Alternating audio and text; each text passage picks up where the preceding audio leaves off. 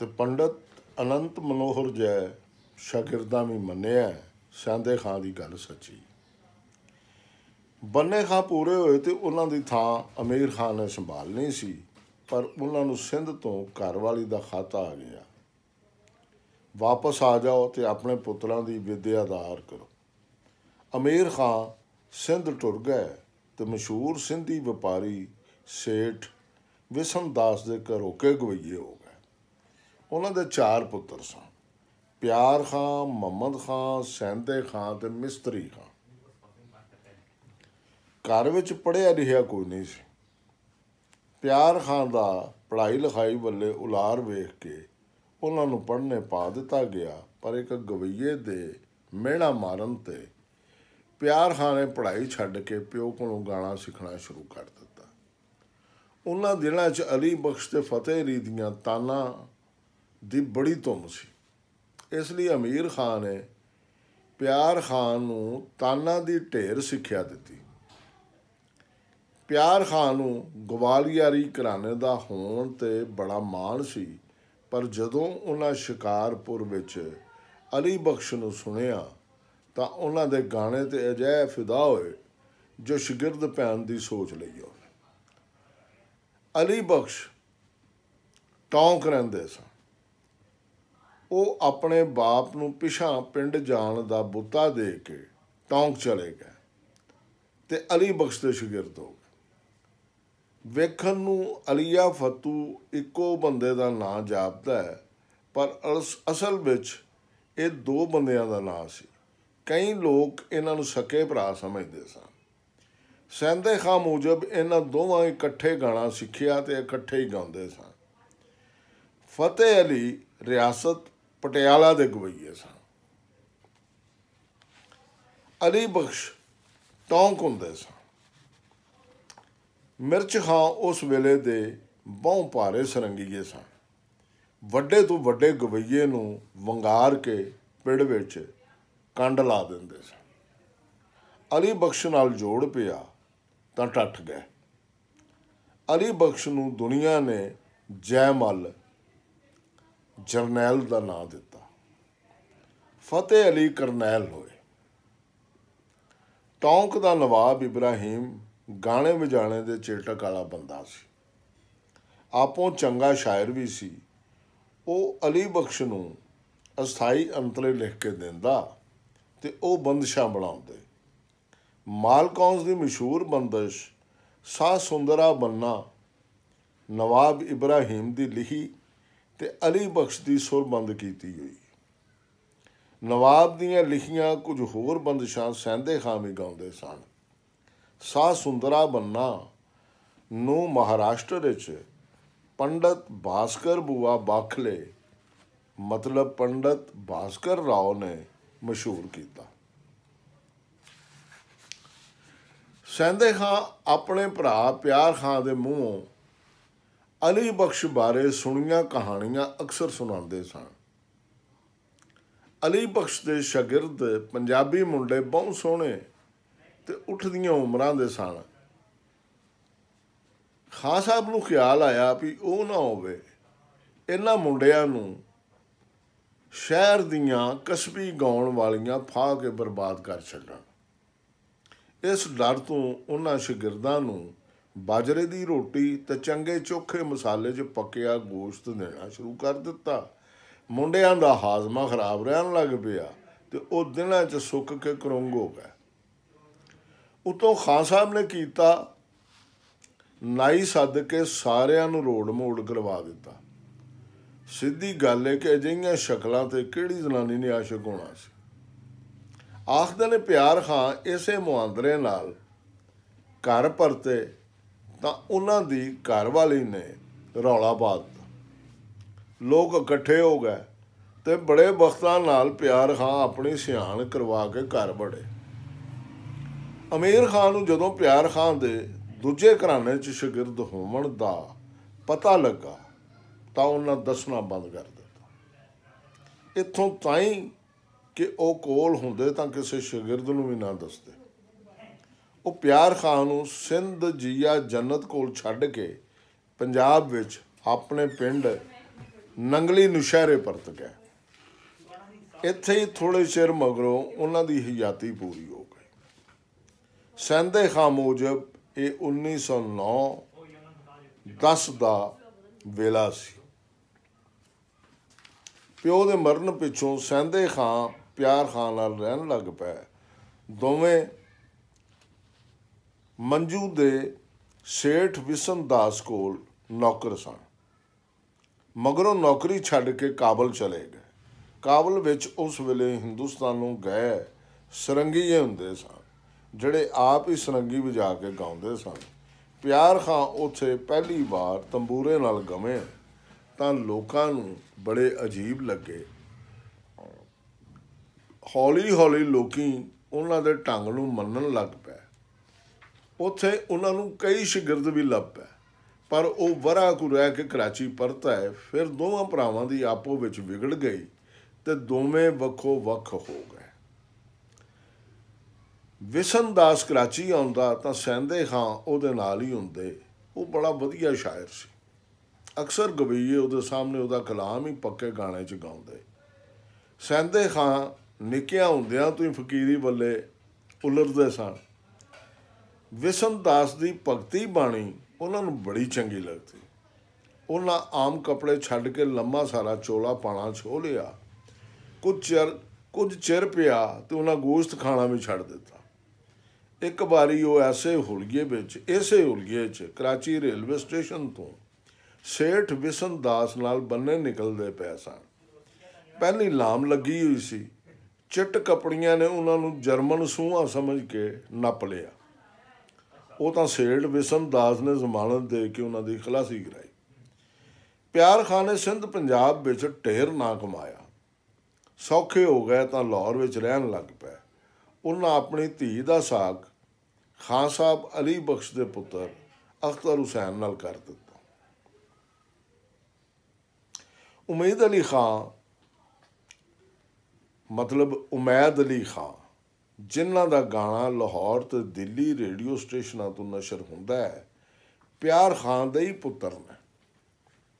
ਸਹਿੰਦੇ ਖਾਂ 1919 'ਚ ਬੰਬੇ ਵੇਖਣ ਆਏ ਤਾਂ ਉਹਨਾਂ ਨੂੰ ਇਹ ਸ਼ਹਿਰ ਬਹੁਤ ਚੰਗਾ ਲੱਗਾ। ਕੁਝ ਟਿਊਸ਼ਨਾਂ ਵੀ ਲੱਭ ਪਈਆਂ। ਉਹਨਾਂ ਇੱਥੇ ਹੀ ਰਹਿਣ ਦਾ ਫੈਸਲਾ ਕਰ ਲਿਆ। ਹੋਰ ਵੱਡੇ ਗਵਈਆਂ ਨਾਲ ਵੀ ਉਹਨਾਂ ਦੀ ਵਾਕਫੀ ਹੋ ਗਈ। ਸਹਿੰਦੇ ਖਾਂ ਜੀ ਦੇ ਬਹੁਤ ਕਾਲੇ ਬੰਦੇ ਸਨ। ਦੂਜਾ ਕਿਸੇ ਨੂੰ ਪੱਲੇ ਵੀ ਘੱਟ ਹੀ ਬੰਨ੍ਹਦੇ ਸਨ। ਦੂਜੇ ਮੁਸਲਮਾਨ ਗਵਈਆਂ ਨਾਲ ਛੇਤੀ ਉਹਨਾਂ ਦੀ ਖਾਰਬਾਜ਼ੀ ਹੋ ਗਈ। ਉਹਨਾਂ ਖਾਂ ਸਾਹਿਬ ਨੂੰ ਝੱਲਾ ਫਕੀਰ ਆਖਣਾ ਸ਼ੁਰੂ ਕਰ ਦਿੱਤਾ। ਇਹਦਾ ਖਾਂ ਸਾਹਿਬ ਦੇ ਦਿਮਾਗ 'ਤੇ ਭੈੜਾ ਅਸਰ ਹੋਇਆ।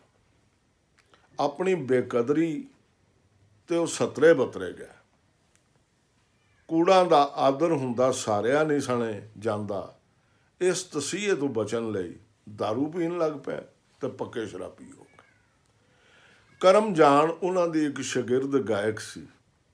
ਉਹਨੇ ਖਾਂ ਸਾਹਿਬ ਨੂੰ ਘਰ ਰੱਖ ਲਿਆ ਤੇ ਉਹਨਾਂ ਦੀ ਅੰਤਲੇ ਦਮਾਂ ਤਾਈਂ ਸੇਵਾ ਕਰਦੀ ਰਹੀ। ਖਾਂ ਸਾਹਿਬ ਸਹਿੰਦੇ ਬਹੁਤ ਕੌੜੇ ਸੁਭਾਅ ਦੇ ਸਨ। ਕੂੜੀ ਸੋਭਾ ਉੱਕਾ ਨਹੀਂ ਸਣੇ ਪਾਉਂਦੀ। ਕਿਸੇ ਦਾ ਗਾਣਾ ਚੰਗਾ ਨਾ ਲੱਗਦਾ ਤੇ ਮੂੰਹ 'ਤੇ ਆ ਕੇ ਉੱਠ ਖਲੋਂਦੇ। ਬੰਬੇ ਰੇਡੀਓ 'ਤੇ ਇੱਕ ਸਰੰਗੀਏ ਬੰਨੇ ਖਾਂ 2 ਕੁ ਵਰ੍ਹੇ ਰਹਿ ਮੁੜ ਇਲਾਹਾਬਾਦ ਚਲੇ ਗਏ। ਮੇਰੀ ਇੱਕ ਵਾਰ ਉਹਨਾਂ ਨਾਲ ਉੱਥੇ ਹੀ ਮਿਲਣੀ ਹੋਈ। ਕਸਬੀ ਲੋਕਾਂ ਦੇ ਟੀਚੇ ਮੂਜਬ ਅਸੀਂ ਰੋਟੀ ਟੁਕਰੋਂ ਵਿਹਲੇ ਹੋ ਕੇ ਇੱਕ ਦੂਜੇ ਨੂੰ ਚੀਜ਼ਾਂ ਸੁਣਾਉਣ ਲੱਗ ਪਏ। ਬੰਨੇ ਖਾਂ ਨੇ ਕੋਈ ਦਰਜਨ ਕੁ ਚੀਜ਼ਾਂ ਸੁਣਾਈਆਂ ਮੈਨੂੰ। ਆਪਣੀ ਵਾਰੀ ਤੇ ਮੈਂ ਉਹਨਾਂ ਨੂੰ ਖਾਂ ਸਾਹਿਬ ਤੋਂ ਸਿੱਖੀਆਂ ਕੁਝ ਚੀਜ਼ਾਂ ਸੁਣਾਈਆਂ ਤੇ ਉਹ ਫੜਕ ਪਏ। ਮੇਰਾ ਹੱਥ ਫੜ ਕੇ ਆਖਣ ਲੱਗੇ, ਇਹ ਚੀਜ਼ਾਂ ਖਾਂ ਸਾਹਿਬ ਸਹਿੰਦੇ ਖਾਂ ਦੀਆਂ ਹੀ ਨੇ। ਇਹ ਚੀਜ਼ਾਂ ਖਾਂ ਸਾਹਿਬ ਸਹਿੰਦੇ ਖਾਂ ਦੀਆਂ ਹੀ ਨੇ ਨਾ। ਮੇਰੇ ਆਹੋ ਆਖਣ 'ਤੇ ਉਹ ਅੱਖਾਂ 'ਚ ਗਲੇਡੂ ਭਰ ਕੇ ਬੋਲੇ, ਬੜੇ ਭਾਗਾਂ ਵਾਲੇ ਤੁਸੀਂ। ਅਸਲੋਂ ਉਹਨਾਂ ਦੇ ਅੰਗ ਵਿੱਚ ਹੀ ਚੇਤੇ ਕੀਤੀਆਂ ਨੇ ਤੁਸੀਂ। ਮੈਂ ਬੰਬੇ ਵਿੱਚ ਖਾਂ ਸਾਹਿਬ ਦੇ ਬੜੇ ਤਰਲੇ ਕੀਤੇ ਕਿ ਮੈਨੂੰ ਕੁਝ ਚੀਜ਼ਾਂ ਆਪਣੇ ਅੰਗ 'ਚ ਸਿਖਾ ਦੇਵਣ, ਪਰ ਉਹ ਕੋਈ ਨਾ ਮੰਨੇ। ਮੈਂ ਉਹਨਾਂ ਦੀ ਬੜੀ ਸੇਵਾ ਕੀਤੀ।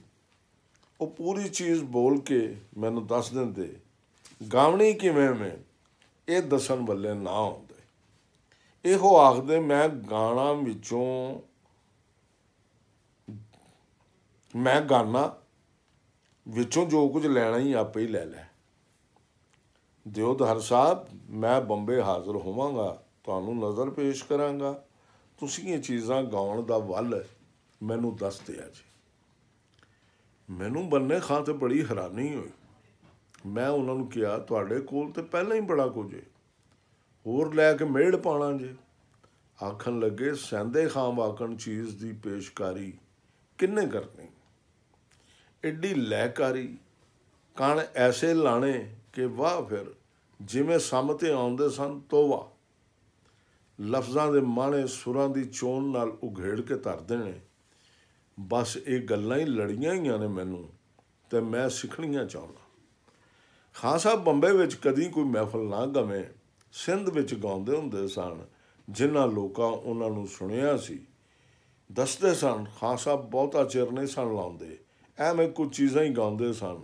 ਆਲਾਪ ਐਡਾ ਕੁਝ ਸੋਹਣਾ ਸੁਥਰਾ ਕਰਦੇ ਸਨ ਕਿ ਆਪਣੇ ਤੋਂ ਪਹਿਲਾਂ ਭਾਵੇਂ ਕਿੱਡਾ ਮਰਜ਼ੀ ਵੱਡਾ ਗਵਈਆ ਬੈਠਾ ਹੁੰਦਾ ਉਹਦਾ ਸਾਰਾ ਗਾਣਾ ਹੀ ਅਲੋਪ ਕਰ ਦਿੰਦੇ। ਪਿਆਰ ਖਾਂ ਦੀ ਪਾਰੋਂ ਉਹਨਾਂ ਨੂੰ ਪਟਿਆਲੇ ਘਰਾਣੇ ਦੀਆਂ ਵੀ ਕੁਝ ਚੀਜ਼ਾਂ ਚੇਤੇ ਸਨ। ਚੇਤ ਅਚੇਤ ਉਹਨਾਂ ਦੇ ਗਾਣੇ ਵਿੱਚ ਪਟਿਆਲੇ ਵਾਲਿਆਂ ਦੀ ਗਾਇਕੀ ਦੀ ਝਲਕਾਰ ਪੈ ਜਾਂਦੀ ਸੀ। ਉਹਨਾਂ ਦਾ ਆਪਣਾ ਗਵਾਲੀਅਰੀ ਅੰਗ ਵੀ ਬਹੁ ਪਰਵਾਹ ਸੀ। ਖਾਂ ਸਾਹਿਬ ਨੂੰ ਜਵਾਨੀ ਵਿੱਚ ਸੈਂਕੜੇ ਚੀਜ਼ਾਂ ਆਉਂਦੀਆਂ ਸਨ। ਬੰਬੇ ਵਿੱਚ ਲਾਗਤਬਾਜ਼ੀ ਹੱਥੋਂ ਦਿਲ ਛੱਡ ਕੇ ਉਹਨਾਂ ਆਪਣਾ ਸਾਰਾ ਗਾਣਾ ਹੀ ਵਿਸਾਰ ਛੱਡਿਆ। ਕਦੀ ਕੋਈ ਚੀਜ਼ ਚੇਤੇ ਆ ਜਾਂਦੀ, ਕਦੀ ਕੋਈ ਵੀ ਨਾ ਆਉਂਦੀ, ਅਤੇ ਉਹ ਚੇਤੇ ਕਰਨ 'ਤੇ ਕਿੰਨਾ ਕਿੰਨਾ ਚਿਰ ਖਪਤੇ ਰਹਿੰਦੇ। ਪਰ ਜੋ ਕੁਝ ਹਾਜ਼ਰ ਹੁੰਦਾ ਦੱਸਣੋਂ ਕਾਨ ਨਾ ਕਰਦੇ। ਖਾਂ ਸਾਹਿਬ ਵੱਡੇ ਗੁਲਾਮ ਅਲੀ ਖਾਂ ਸੈਂਦੇ ਖਾਂ ਦਾ ਢੇਰ ਆਦਰ ਕਰਦੇ ਸਨ। ਉਹਨਾਂ ਨੇ ਸੈਂਦੇ ਖਾਂ ਤੋਂ ਪਹਿਲੋਂ ਤੇ ਮਗਰੋਂ ਬੰਬੇ 'ਚ ਆ ਕੇ ਵੀ ਬਹੁਤ ਕੁਝ ਸਿੱਖਿਆ। ਖਾਂ ਸਾਹਿਬ ਹਫ਼ਤੇ ਵਿੱਚ 2-3 ਵਾਰੀ ਮੇਰੇ ਵੱਲ ਲਾਜ਼ਮੀ ਫੇਰਾ ਮਾਰਦੇ। ਉਹਨਾਂ ਨੂੰ ਕੁਝ ਲਿੱਸਾ ਆਇਆ ਵੇਖ ਕੇ ਮੈਂ ਇੱਕ ਦਿਨ ਸਿਹਤ ਬਾਰੇ ਪੁੱਛਿਆ। ਉਹਨਾਂ ਦੱਸਿਆ ਦਾਰੂ 'ਤੇ ਪਾਬੰਦੀ ਲੱਗੀ ਹੋਈ ਹੈ, ਇਸ ਲਈ ਡਾਢੇ ਔਖੇ ਨੇ। ਜੂਨ 1950 'ਚ ਉਹਨਾਂ ਨੂੰ ਹੈਮਰ ਹਾਈਡਸ ਹੋਇਆ। ਮੈਂ ਵਿਖਾਉਣ ਲਈ ਡਾਕਟਰ ਬਾਜੀਕਰ ਕੋਲ ਲੈ ਗਿਆ। ਡਾਕਟਰ ਨੇ ਉਹਨਾਂ ਨੂੰ ਸੇਂਟ ਜਾਰਜ ਹਸਪਤਾਲ ਦਾਖਲ ਕਰਾ ਦਿੱਤਾ। ਡਾਕਟਰ ਬਾਜੀਕਰ ਸੰਗੀਤ ਦੇ ਰਸੀਆ ਸਨ ਅਤੇ ਦੂਜਾ ਮੈਨੂੰ ਖਾਂ ਸਾਹਿਬ ਦੀ ਗੁਰੂਆਂ ਸਮਾਨ ਇੱਜ਼ਤ ਕਰਦਿਆਂ ਵੇਖ ਕੇ ਉਹਨਾਂ ਆਪ ਹੀ ਆਪਰੇਸ਼ਨ ਕਰਨ ਦਾ ਫੈਸਲਾ ਕੀਤਾ। ਨਿਰਜਿੰਦ ਹੋਣ ਕਰਕੇ ਉਹਨਾਂ ਨੂੰ ਪਹਿਲਾਂ ਲਹੂ ਦੀ ਲੋੜ ਸੀ। 17 ਦੀ ਸ਼ਾਮ ਮੈਂ ਹਸਪਤਾਲ ਗਿਆ। ਬਿਸਤਰੇ 'ਤੇ ਚੁਪਹਾਲ ਪਏ ਸਨ। ਮੈਨੂੰ ਵਹਿੰਦਿਆਂ ਮੂੰਹ 'ਤੇ ਰੌਣਕ ਆ ਗਈ। ਕਿੰਨੀਆਂ ਗੱਲਾਂ ਪਿੱਛੋਂ ਮੈਂ ਚੱਲਾ ਤਾਂ ਦੁਆ ਦੇ ਕੇ ਆਖਣ ਲੱਗੇ ਦਿਓਧਰ ਸਾਹਿਬ ਤੁਸਾਂ ਮੇਰੇ ਜਿਹੇ ਮਾਣੇ ਬੰਦੇ ਲਈ ਬਹੁਤ ਕੁਝ ਕੀਤਾ ਹੈ। ਮਹਾਕਸਬੀ ਲੋਕਾਂ ਨੂੰ ਮੇਰੀ ਦੱਸ ਪਾਈ, ਖਬਰੇ ਮੁੜ ਅਸਾਂ ਮਿਲਣਾ ਕਿ ਨਹੀਂ। ਉਸ ਰਾਤ ਉਹਨਾਂ ਵਾਰਡ ਦੀਆਂ ਸਾਰੀਆਂ ਨਰਸਾਂ ਤੇ ਡਾਕਟਰ ਸੱਦ ਲਏ। ਸਭ ਦੀ ਸ਼ੁਕਰਗੁਜ਼ਾਰੀ ਕਰਦਿਆਂ ਬੋਲੇ ਤੁਸਾਂ 3-4 ਦਿਨ ਮੇਰੀ ਚੋਖੀ ਖਿਦਮਤ ਕੀਤੀ, ਬੜਾ ਅਹਿਸਾਨ ਹੈ ਤੁਹਾਡਾ। ਮੈਂ ਇੱਕ ਗਰੀਬ ਗਵਈਆ ਕੀ ਦੇ ਸਕਣਾ, ਮੇਰੇ ਕੋਲ ਤੇ ਆ ਜਾ ਕੇ ਗਾਣਾ ਹੀ ਹੈ, ਉਹ ਹੀ ਸੁਣਾ ਸਕਣਾ। ਤੁਹਾਨੂੰ ਸਵਾਦ ਆ ਗਿਆ ਤਾਂ ਮੇਰਾ ਰੂਹ ਸੌਖਾ ਹੋ ਜਾ ਸੀ। ਖਾਂ ਸਾਹਿਬ ਨੇ ਕੋਈ ਅੱਧੀ ਕੁ ਦਰਜਨ ਸ਼ੈਵਾਂ ਉਹਨਾਂ ਨੂੰ ਸੁਣਾ ਦਿੱਤੀਆਂ। ਅੱਗੋਂ ਉਹ ਹੁਣ ਈਸਾਈ ਅਤੇ ਐਂਗਲੋ ਇੰਡੀਅਨ ਹਿੰਦੁਸਤਾਨੀ ਸੰਗੀਤ ਨਾਲ ਕੀ ਲਾਗਾ ਦੇਗਾ ਉਹਨਾਂ ਦਾ। ਪਾਪਾ ਇਹਨਾਂ ਨਾ ਗਾਓ, ਹਾਲਤ ਵਿਗੜੇਗੀ, ਚੁੱਪ ਕਰਕੇ ਲੰਮੇ ਪੈ ਜਾਓ, ਅਸੀਂ ਚੱਲੇ ਹਾਂ। ਇੰਨਾ ਆ ਕੇ ਉਹ ਵਗ ਗਿਆ। ਖਾਂ ਸਾਹਿਬ ਦੇ ਦਿਲ 'ਤੇ ਉਸ ਵੇਲੇ ਕੀ ਬੀਤੀ ਹੋ ਸੀ ਮੈਨੂੰ ਅੰਦਾਜ਼ਾ ਹੈ। ਬਸ ਉਹ ਚੁੱਪ-ਚਾਨ ਲੰਮੇ ਪੈ ਗਏ। ਸਵੇਰੇ ਜਗਾਉਣ ਲੱਗੇ ਤਾਂ ਉਹ ਤਾਂ ਰਾਤ ਨੂੰ ਹੀ ਪੂਰੇ ਹੋ ਗਏ ਹੋਏ ਸਨ। ਕਿਹੜੇ ਵੇਲੇ ਕਿਹੜੀ ਘੜੀ ਕੁਝ ਪਤਾ ਨਹੀਂ ਸੀ। ਕਰਮਜਾਨ ਨੂੰ 7:30 ਖਾਂ ਸਾਹਿਬ ਦੇ ਗੁਜ਼ਰਨ ਦੀ ਖਬਰ ਹੋਈ। ਉਹ ਗੁਆਂਢੀਆਂ ਨਾਲ ਆ ਕੇ ਮਈਅਤ ਲੈ ਗਈ। ਸ਼ਾਮੀ 5 ਵਜੇ ਮੈਂ ਪੜ੍ਹਿਆ ਤਾਂ ਜਨਾਜ਼ਾ ਤਿਆਰ ਸੀ। 300-400 ਬੰਦਾ ਰਲ ਪਿਆ। ਹਰ ਕੋਈ ਉਹਨਾਂ ਦੇ ਸੰਤ ਹੋਣ ਦੀ ਗੱਲ ਪਿਆ ਕਰਦਾ ਸੀ। ਹਰ ਕੋਈ ਆਂਦਾ ਪਿਆ ਸੀ। ਕਿਸੇ ਉਹਨਾਂ ਨੂੰ ਵੱਡਾ ਗਾਇਕ ਨਾ ਮੰਨਿਆ, ਕਿਉਂ ਜੋ ਰੱਬ ਨੂੰ ਮਨਜ਼ੂਰ ਹੀ ਕੁਝ ਹੋਰ ਸੀ। ਖਾਂ ਸਾਹਿਬ ਸੈਂਦੇ ਖਾਂ ਦੀ ਕਬਰ ਫੁਰਾਸ ਰੋਡ 'ਤੇ ਅੱਜ ਵੀ ਆਸੇ ਪਾਸੇ ਦੇ ਗੁਣੀ ਕਸਬੀ ਲੋਕ ਉੱਥੇ ਫੇਰਾ ਟੋਰਾ ਰੱਖਦੇ ਨੇ। ਖਾਨ ਸਾਹਿਬ ਨੂੰ ਆਪਣੀ ਉਮਰ ਦਾ ਕੁਝ ਪਤਾ ਨਹੀਂ ਸੀ। ਪੁੱਛਿਆ ਉਂਗਲਾਂ 'ਤੇ ਗਿਣਨ ਲੱਗ ਪੈਂਦੇ। ਉਹਨਾਂ ਦਾ ਆਪਣਾ ਗਵੇੜ ਸੀ। 65-66 ਵਰ੍ਹਿਆਂ ਦੇ ਸਨ।